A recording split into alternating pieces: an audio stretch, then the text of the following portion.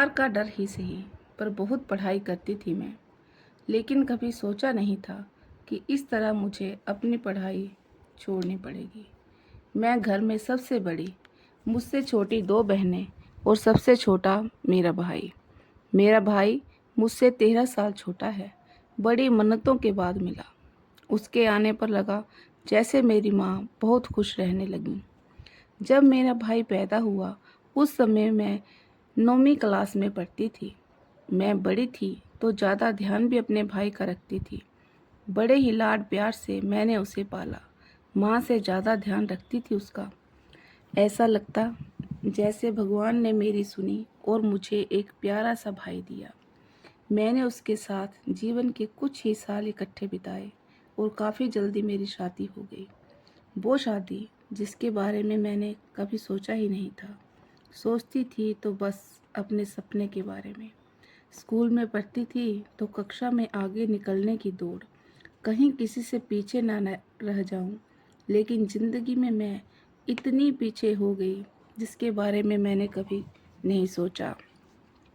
मेरे रिश्तेदार, मेरे टीचर, कभी किसी ने नहीं सोचा था कि ये सब कुछ इतनी जल्दी हो जाएगा। मेरे जीवन में समय ने कई रंग बदले। जब तक हम सिर्फ 3 बहनें थीं, तब समय कुछ और बोलता था।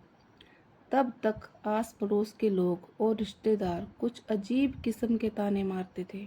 ये ताने जो समझ में बड़े कम आते थे, पर इतना तो समझ में आता था कि ये लोग इसलिए इतना सुनाते हैं क्योंकि हमारे घर में लड़का नहीं था।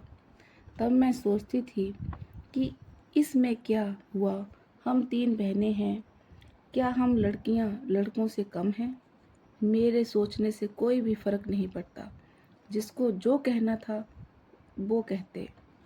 एक दिन मैं स्कूल से घर आई। कुछ पड़ोस की औरतें मेरे घर में आई हुई थी। उनकी यह महफिल बाहर बरामदे में लगी हुई थी। किसी एक ने कहा, आ गई महारानियां स्कूल से।